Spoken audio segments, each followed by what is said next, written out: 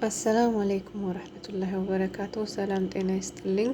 ዛሬ በዚህ ቪዲዮ በጣም ቀላል የሆኑ በየቀኑ የምንጠቀማቸው የአረበኛ ቃላትን እና አረፍተ ነገር በአማርኛ ትርጉማቸው እናያለን። ለጀማሪዎች በጣም ጠቃሚ ነው። እሺ፣ ክፍል አንድ ሰላምታ ነው የምንጀምረው። አሰላሙ አለይኩም፣ ሰላም ላንተ ይሁን። አህለን ወሰህለን፣ እንኳን ደህና መጣህ። ከይፍ ሐሉክ፣ እንዴት ነህ?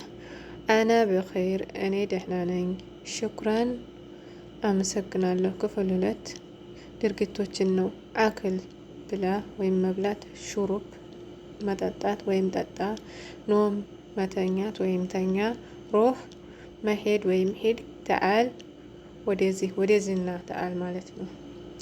በመቀጠል ደግሞ የምንማራቸው አረፍተ ነገር ይሆናል።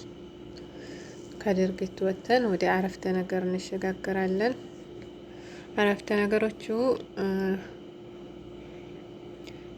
ሙሉ አረፍተ ነገር ለመመስረት አነ አብጋ እሽረብ ሞያ፣ እኔ ውሃ መጠጣት እፈልጋለሁ።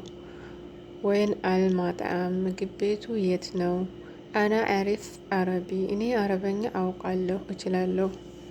አና አሪፍ አጥበህ አክል፣ ምግብ መስራት እችላለሁ። አና አሪፍ አልአብ መዓ አጥፋል፣ ከልጆች ጋር መጫወት እችላለሁ።